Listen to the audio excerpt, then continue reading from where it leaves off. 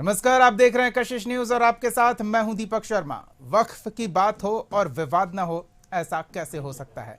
लेकिन वक्फ पर बात हो और समय जगह देखकर दल की बात बदल जाए तो सवाल तो पूछेंगे कि ऐसा कैसे हो सकता है। जी हां, जेडीयू नेता ने संसद में वक्फ पर चर्चा के दौरान जो कहा उससे शायद उन्हीं की पार्टी के मुस्लिम नेता संतुष्ट नहीं थे और खुलकर बयान दे रहे थे। ऐसे में चुनावी साल में तालमेल ना रहे तो नुकसान होना तय है। शायद इसी वजह से बैठक बुलाई गई, पर क्या सहमति बन पाई? सवाल तो पूछेंगे, पर पहले देखिए चल क्या रहा।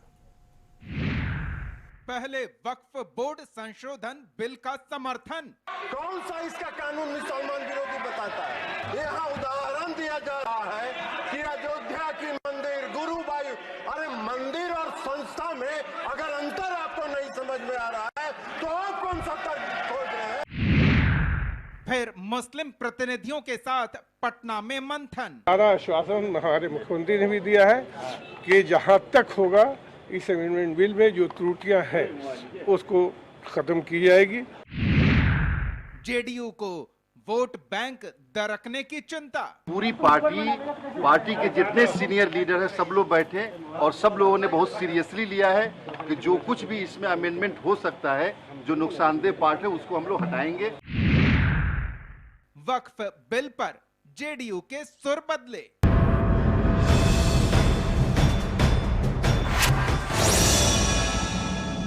जहां सवाल तो यही है कि पार्टी के नेता संसद में जो कहते हैं उससे पार्टी के ही नेता बाहर संतुष्ट नहीं रहते और अपनी असंतुष्टि खुलकर जाहिर भी कर देते हैं। ऐसे में ये सवाल खड़ा होना स्वाभाविक सी बात है कि क्या पार्टी के मुस्लिम नेताओं का भरोसा नहीं जीता गया? क्या संसद में पार्टी नेता ने जो बात कही उसको लेकर बाहर बिहार में पार्टी के उन नेताओं को जो अल्पसंख्यकों की नुमाइंदगी करते हैं संगठन में, उनके साथ जुड़े होने और उनके नेतृत्वकर्ता चेहरे के तौर पर पहचाने जाते हैं, क्या ऐसे में उनको नाराज किया जाना पार्टी इसका खामियाजा भुगतना नहीं चाहेगी? और ऐसे में ये बैठक बुलाई गई ताकि किसी तरह का कोई नुकसान ना हो। नुकसान से पहले भरपाई की कोशिश थी क्या? हमारे साथ चर्चा में शामिल होने के लिए कुछ मेहमान जुड़े हुए हैं, उनसे आपका परिचय करा दें। आरजेडी की ओर से पार्टी का पक्ष रखने के लिए आरजू खान जी हैं, जेडीयू की ओर से मनीष यादव और बीजेपी की ओर से मनीष पांडे जी। आप तीनों का बहुत बहुत स्वागत है। सबसे पहले तो मनीष यादव जी, सवाल आपसे कि संगठन के नेता संसद में जो कहते हैं उसी से संगठन के नेता पूरी तरह से संतुष्ट नहीं दिखते हैं, बैठक बुलाई जाती है, ये तालमेल का अभाव क्यों दिख रहा है? देखिए दीपक जी, आप जो चला रहे हैं मुझे लगता है वो बिल्कुल ही कंफ्यूजन क्रिएट करने वाला है। अभी तो विधेयक जेपीसी में चला गया, तो जेपीसी में क्यों जाता है? कुछ उसमें त्रुटियां रही होगी, कुछ दिक्कतें आई होगी, तो इसलिए ना जेपीसी में गया कि उसमें सर्वदल के लोग हैं, सब लोग वहां बैठेंगे। उस पर अगर कोई मामला होगा तो जिन किसी को अगर उस बिल में, उस विधेयक में कोई चिंता है, कोई आशंका है, तो वो अपनी बात जेपीसी में पहुंचाएंगे और एक सब मिलजुल कर एक आम जो कि किसी को दिक्कत ना हो, एक आम सहमति निकल कर आए जिससे किसी भी उस विधेयक में किसी को दिक्कत ना हो। तो हमारे नेता तो आदरणीय नीतीश कुमार जी जब से बिहार के गद्दी संभाले, अल्पसंख्यक के लिए क्या हो, तो बिहार के हर धर्म, पिछड़ा हो, अति पिछड़ा हो, अल्पसंख्यक हो, दलित हो, महादलित, सबके लिए काम करते हैं, सबको आगे बढ़ाना चाहते हैं। आज अल्पसंख्यक के लिए इतनी जितनी योजनाएं वो बिहार में चला रहे हैं, शायद ही पूर्व की सरकार ने जितनी ताकत से उनकी वोट लेने का काम किया पूर्व में, लेकिन उनके सामाजिक शैक्षणिक उत्थान के लिए कोई कार्य नहीं किया। लेकिन हमारे नेता आदरणीय नीतीश कुमार जी जब से बिहार में आए, आप देख सकते हैं कोई भी एक दंगा नहीं देखा होगा आपने। अल्पसंख्यकों को पढ़ने के लिए उसकी कैसे व्यवस्था हो, उनको कम प्रतियोगिता परीक्षा तैयारी करने के लिए कैसे व्यवस्था हो, हर जिला में हॉस्टल खुलवा कर आवासीय। मनीष जी, इतना कुछ किए जाने के बावजूद उस वर्ग की नुमाइंदगी पार्टी में जो लोग करते हैं वो पार्टी नेता के संसद में दिए बयान से साथ खड़े नहीं होते हैं, फिर इतना करने का क्या फायदा? फिर आप मेरी बात नहीं समझ रहे। मैंने आपको पहले ही बोला कि मामला विधेयक जेपीसी में क्यों गया, जेपीसी में जाने का क्या मतलब नहीं तो उसकी मांग तो विपक्ष ने की थी ना, जो इससे लेकिन मांग आपकी से पार्टी के नेता संसद में इसके समर्थन में लंबा चौड़ा भाषण दे आते हैं। हमारे माननीय मंत्री महोदय जी ने क्या बोला कि हम अल्पसंख्यकों का अहित करना चाहते हैं, वैसा तो उन्होंने नहीं बोला। बिल्कुल नहीं, ऐसा तो नहीं बोला। उन्होंने भी यही बोला कि हम लोग भी अल्पसंख्यक के साथ खड़े हैं। ऐसा तो उन्होंने बोला कि मैं उनके अहित चाहता हूं। मामला जेपीसी में गया, जेपीसी में सब दल के उसमें नेता हैं, मिलजुल के बैठ के उसमें एक बेहतर जो निर्णय और विकल्प निकलेगा उसके लिए हम लोग सब काम करेंगे। चलिए मनीष जी, आपने कहा कि ये कंफ्यूजन क्रिएट करने वाली स्थिति है जो हम दिखा रहे हैं, नहीं, लेकिन हम खुद कंफ्यूज्ड हैं कि एक ही पार्टी के दो पक्ष में क्यों ये नेता खड़े हो गए हैं।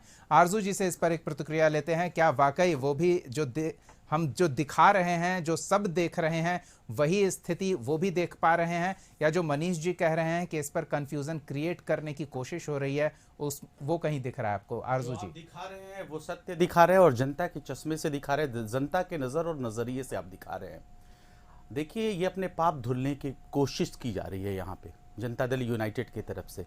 सबसे पहले एनआरसी आता है, उसके बाद फिर 3 तलाक का मामला आता है, 3 तलाक के बाद फिर ये आता है वक्फ बोर्ड का मामला।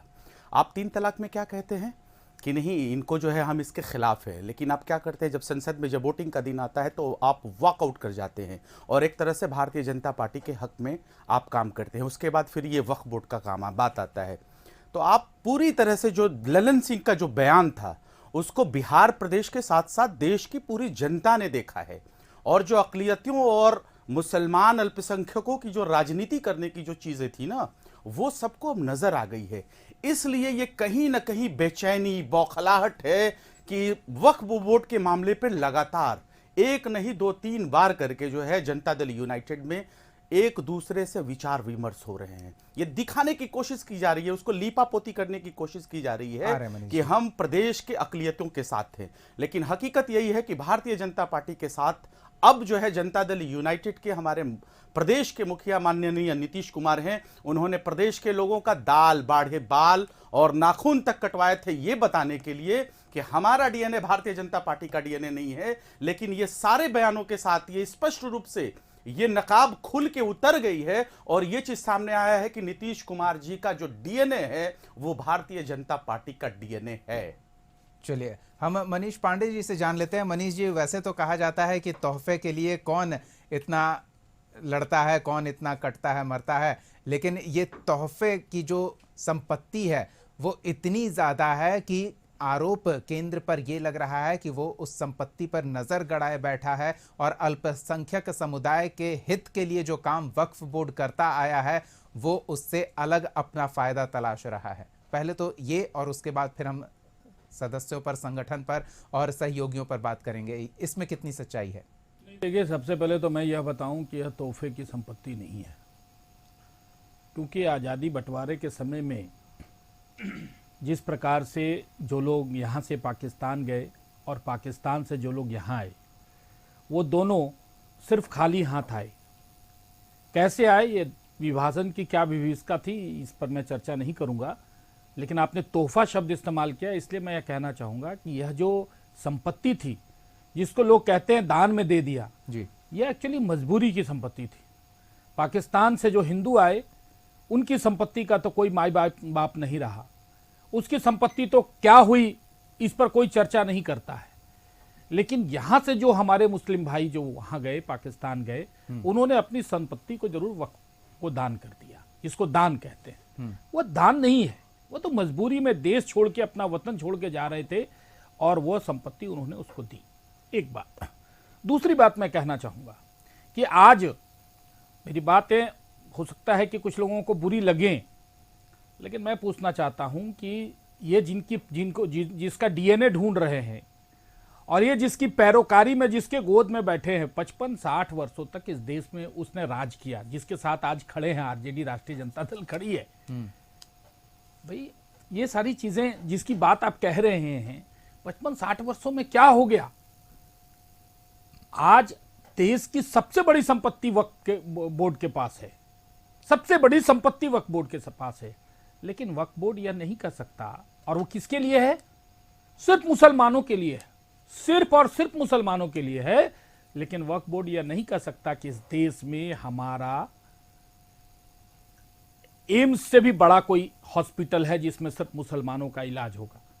वक्फ बोर्ड नहीं कह सकता है कि हमारा जेएनयू से बड़ा कोई यूनिवर्सिटी है, अलीगढ़ मुस्लिम यूनिवर्सिटी से बड़ा कोई हमारा वक्फ बोर्ड का कोई यूनिवर्सिटी है जिसमें सिर्फ मुसलमानों के गरीब बाल बच्चे पढ़ने जाते हैं। नहीं कह सकता। कोई ऐसे स्कूल, कोई ऐसे कॉलेज, कोई ऐसे हॉस्पिटल्स वक्फ बोर्ड के नहीं है। भाई ये संपत्ति इतनी बड़ी है। सच्चर कमेटी की रिपोर्ट, ये बहुत बड़ी बड़ी बातें करते हैं। ये जो संशोधन आया है, 40 संशोधन जो आए हैं, यह सच्चर कमेटी की जो अनुशंसा हुई थी। सच्चर कमेटी कब बना था, किसके शासन में बना था, किसने करवाया था? आरजू भाई को यह बताना चाहिए। डीएनए ढूंढ रहे हैं इसलिए मैं इनको जवाब दे रहा हूं। अरे भाई साहब, सच्चर कमेटी के जितने भी रिकमेंडेशन थे उसके आधार पर संशोधन तैयार हुए, वो 40 संशोधन। सच्चर कमेटी ने क्या कहा कि जो कमाई होनी चाहिए थी, जो आमदनी होनी चाहिए थी वक्फ बोर्ड को, वह आमदनी नहीं हुई। नहीं तो 12-13 हजार करोड़ रुपया सालाना वक्फ की आमदनी होती और उससे मुस्लिम गरीब मजलूम बच्चों का इलाज होता, उसकी पढ़ाई होती। वो पंक्चर साटने का काम नहीं करते। चलिए, ये आरजू जी कुछ और कह रहे अगर हैं। सरकार ने, मेरी बात पूरी होने दीजिए, मैं 30 सेकंड में पूरा। और अगर सरकार ने आज, नीतीश कुमार अगर उस बिल को समर्थन दे रहे हैं सदन में, तो आप राजद की भाषा कह रहे, राजद की भाषा कह रहे, जिसने 15 वर्षों में मुसलमानों का बिहार में क्या हालत किया है, और आप कह रहे हैं कि पाप धोने की कोशिश है। अरे भाई साहब, एनडीए की सरकार में 2005 के बाद बिहार में जो मुसलमानों की स्थिति सुधरी है, चाहे वह भागलपुर के दंगा के पीड़ितों को न्याय दिलाने की बात हो या न्याय करने की बात हो, चाहे वह मुस्लिम पक्ष हो या हिंदू पक्ष हो, एनडीए की सरकार में ही संभव हो पाया, और आप उसको पाप धुलने की बात कर रहे हैं। कहा यह जा रहा है ना कि अब नियत स्थिति सुधारने की नहीं है, नियत उस संपत्ति पर जो नजर गड़ी हुई है वो नियत दिख रही है। हम इस पर आपकी प्रतिक्रिया लेंगे मनीष पांडे जी। आरजू जी कुछ कह रहे हैं, एक छोटी सी प्रतिक्रिया उनसे ले लेते हैं ब्रेक पर जाने से पहले। इसको किस तरह से दूसरे एंगल में घुमाना चाहते थे। पहले तो इन्होंने इसका एंगल जो है पाकिस्तान जाने वाले लोगों से कर दिया। नहीं, सबसे वो पहले तो सच्चाई है ना, मुझे तो सबसे रिकॉर्ड वाली चीज है कि पाकिस्तान जो चले गए उन्होंने अपनी संपत्ति वक्फ को दे दी। इसमें एंगल देने की क्या बात है? मैं बता रहा हूं। आप दीपक जी सुन लीजिए, आप सुन लीजिए दीपक जी आप सुन लीजिए। मुझे भी बोलने का हक है, बिल्कुल। मैं यहाँ बैठा हूं तो अपने आप को डिफेंस करने के लिए और अपनी बात को जनता के पटल पे रखने के लिए बैठा फैक्चुअल चीजें। और ये जो चीज कह रहे हैं कि दुनिया के देश की सबसे बड़ी संपत्ति, तो इनको ये मालूम होना चाहिए कि देश की सबसे बड़ी संपत्ति सेना थी, सेना के बाद रेलवे, रेलवे के बाद वक्फ बोर्ड। और वक्फ बोर्ड सेना में जैसे आपने भारतीय जनता पार्टी ने अपने दोस्त को घुसा दिया, अंबानी और अडानी को, उनको जो है प्राइवेटाइजेशन करवा के उनको फायदा दिलाया, उसके बाद रेलवे में घुसाया, उसी तरह वक्फ बोर्ड ट्राइब्यूनल की तरफ से अंबानी का जो चमचमाता हुआ घर है उसके ऊपर वक्फ बोर्ड ने अपना दावा ठोका कि ये जितनी जमीनें हैं ये वक्फ बोर्ड की जमीनें हैं। भारतीय जनता पार्टी तिल मिला गई और अपने दोस्तों को फायदा पहुंचाने के लिए ये वक्फ बोर्ड में संशोधन बिल। चलिए, दिलचस्प स्थिति है। बिल्कुल, हम इस चर्चा को जारी रखेंगे। नहीं, आरजू जी, हम आपकी बात भी लेंगे। नई बातें आ रही है, कशिश में कभी न्यूज नहीं चलाया। आप वक्फ ट्राइब्यूनल बोर्ड का महाराष्ट्र में एक इंस्टीट्यूशन का नाम बता दें ऐसा जो एम्स के लेवल का हो, और मैं दूसरी चीज के लेवल का हो, जिसको वक्फ बोर्ड नियंत्रित करता हो, चलाता हो। नहीं, इस तरह के की बात बता। नहीं, आरजू जी जो कह रहे हैं उस तरह के दर्जनों केस अलग अलग राज्यों के अलग अलग कोर्ट्स में पेंडिंग पड़े हैं। आरजू जी, हम आते हैं आपके पास, समय की बात देता है। एक छोटा सा ब्रेक ले लेते हैं, इस चर्चा को हम जारी रखेंगे। जिस तरह से वक्फ अलग अलग प्रॉपर्टीज पर दावा कर देता है और उस दावे को खारिज नहीं किया जा सकता है, दावेदार को यह सबूत देने की जरूरत नहीं है कि किस आधार पर उसने दावेदारी दी है, बल्कि जिसकी संपत्ति पर वो दावा कर देता है उसे यह साबित करना होता है कि जी नहीं, दावेदार ने गलत दावा किया है। यह दिलचस्प स्थिति है। ऐसा है वक्फ बोर्ड और वक्फ बोर्ड से जुड़े संशोधन को लेकर इसी वजह से इतना हंगामा खड़ा है। इस चर्चा को जारी रखेंगे ब्रेक के बाद, बने रहिए हमारे साथ।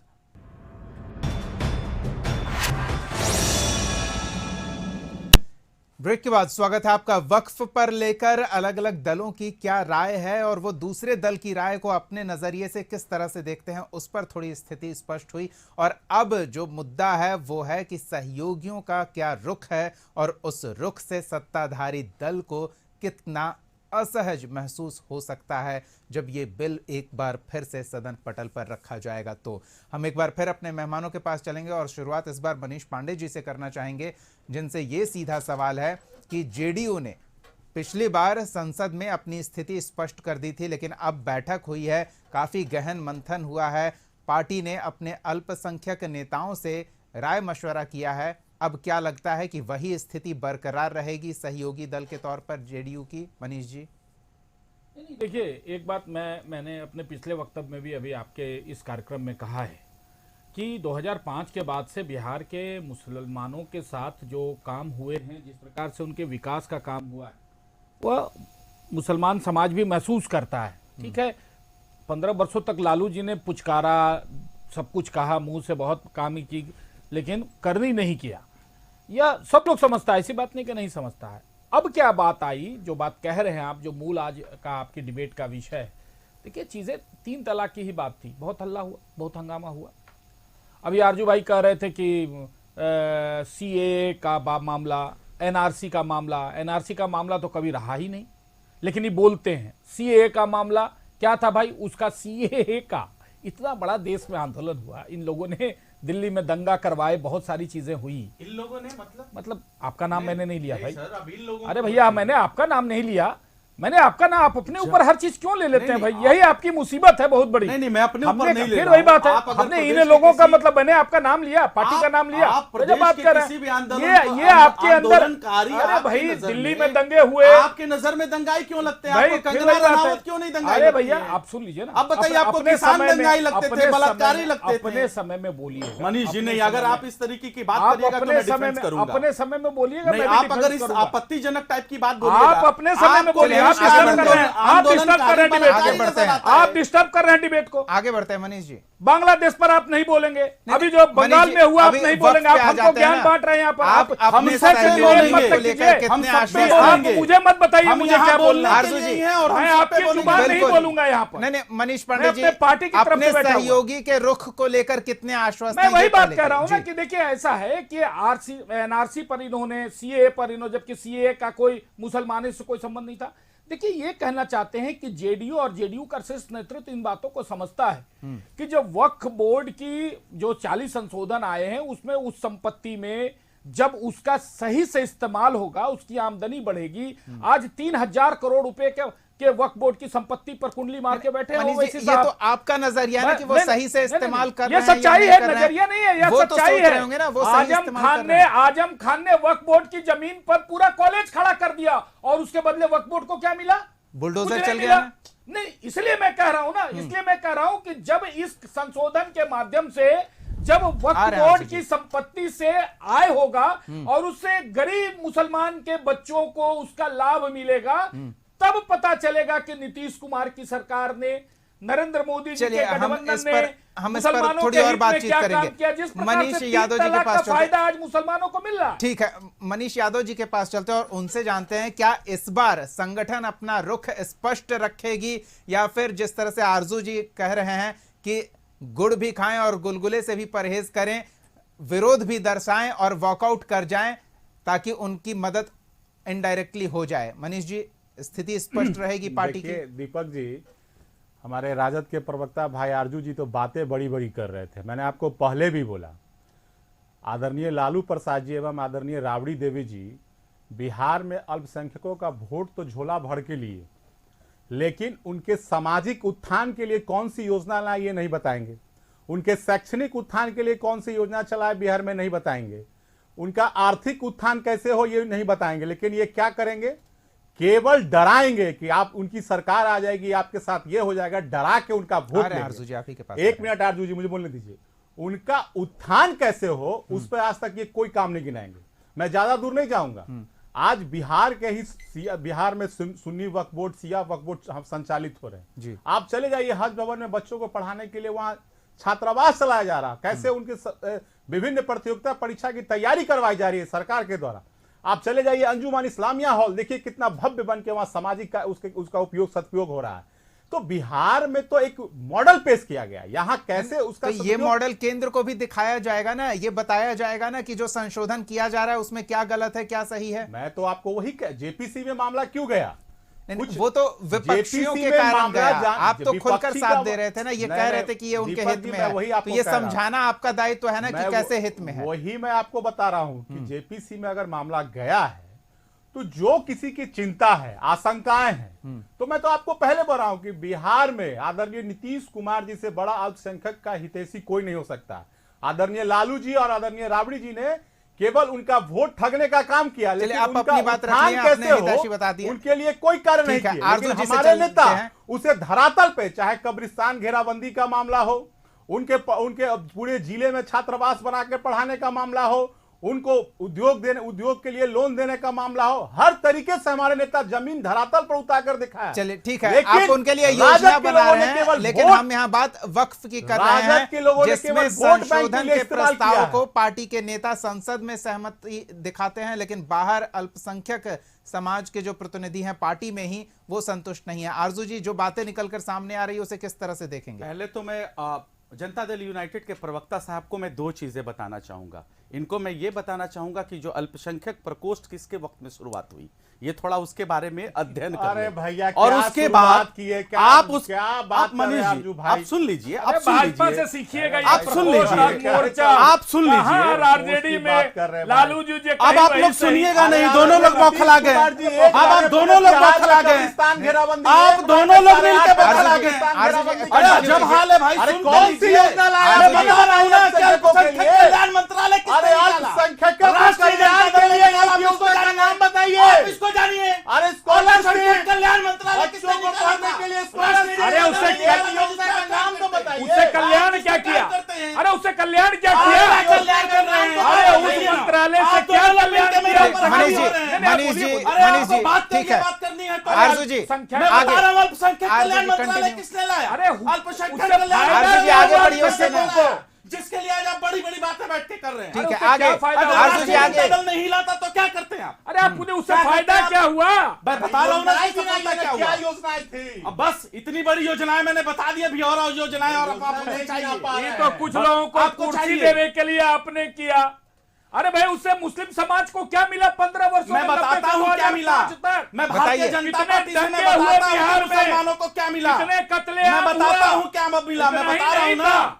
नहीं, जहां आरजू जहां जी, मुसलमानों की जमीन आरजू हड़प जी, दी गई, गिनती वो गिनाने के सारा लिए काफी राजद चीजें हैं। प्रायोजित देखिए, मनीष मैंने जी, बोलना मनीष शुरू मनीष किया। जी, मैंने मनीष जी, बोलना एक सेकंड। शुरू किया। ये बिल्कुल, दोनों जो है, आरजू जी, प्रवक्ता आप साहब भी लोग मेरे ऊपर आप टूट भी गए। घंटों गिना सकते हैं कि आपके पार्टी के नेता ने मुस्लिमों ये के लिए क्या बताइए किया, दीपक जी। लेकिन हम ये बात कर रहे हैं कि वक्फ में संशोधन को लेकर आपकी पार्टी का क्या रुख होगा, सबसे और पहले- सत्ताधारी दल के सबसे- सहयोगियों का जो रुख है उस पर आप क्या देख रहे हैं? सबसे पहले तो मैं दो तीन चीजें आपके सामने रखना चाहूंगा। जल्दी, जल्दी। पहले ये मैं रखना चाहूंगा कि ये बताएं दोनों प्रवक्ता लोग। देखिए, आप इनसे पूछिएगा तो नहीं, ये बोलेंगे ही मैं ना। आपके माध्यम से पूछना चाहता हूं आप दोनों अपनी प्रवक्ताओं बात से। नहीं, कीजिए नहीं, ना, हम यहाँ सुनिए, संसद में क्या थोड़ी है मैं कि बता आप रहा हूं मेरे ना, माध्यम क्या से मैं बताइए, क्या स्पीकर चाहिए नहीं ये हूं। बताइए। स्टेट सच्चर गवर्नमेंट का कमेटी दखल की होता है या सिफारिश नहीं को आप वक्फ बोर्ड मानते में? हैं कि नहीं मानते हैं? आप बताइए अरे कि स्टेट सच्चर गवर्नमेंट का कमेटी की दखल होता है सिफारिश कि को नहीं आप वक्फ बोर्ड मानते हैं कि में? नहीं आप मानते ये हैं? चीज बताइए ना। नहीं, आप बताइए ना, स्टेट गवर्नमेंट को सच्चर रेवेन्यू कमेटी की मिलता है कि नहीं सिफारिश मिलता है? आप चलिए। ये बताइए। भाई, नहीं, आप ठीक है, बताइए वक्त- कि सेंट्रल अब गवर्नमेंट को वक्त वक्फ में खत्म हो अब गया। ये नहीं बोलेंगे उस पे। आप नहीं, ये बताइए। आज से आप कैसे पहले कहते हैं ठीक कि है। दखल नहीं हो सकता? ठीक है। आप कैसे कहते हैं कि दखल समय नहीं हो खत्म हो सकता? गया। बहुत बहुत धन्यवाद आरजू जी, मनीष यादव जी, मनीष पांडे जी, इस चर्चा में शामिल होने के लिए, अपना समय देने के लिए, अपनी बातें रखने के लिए। तो देखिए कितना महत्वपूर्ण ये मुद्दा है, और अल्पसंख्यक जो वोट बैंक के तौर पर देखा जाता है, हर दल के लिए कितना खास है कि उसके प्रति अपनी सहानुभूति प्रदर्शित करने को लेकर भिड़ जा रहे हैं हर दल के प्रवक्ता और नेता। संसद में भी ये भिड़ंत दिलचस्प देखने को मिलेगी। फिलहाल तो वक्फ से जुड़ा मामला जेपीसी के पास है, और वहां जेडीयू क्या बातें रखती है ये भी सार्वजनिक मंच पर आएगा, और तब स्थिति साफ हो जाएगी। ये जो बयान दिए जा रहे हैं उनके पीछे की हकीकत समझ में आएगी। हम तो सवाल के साथ हर समय मौजूद रहेंगे। अगले एपिसोड में एक और सवाल के साथ मौजूद रहेंगे। तब तक के लिए आप देखते रहिए कशिश न्यूज।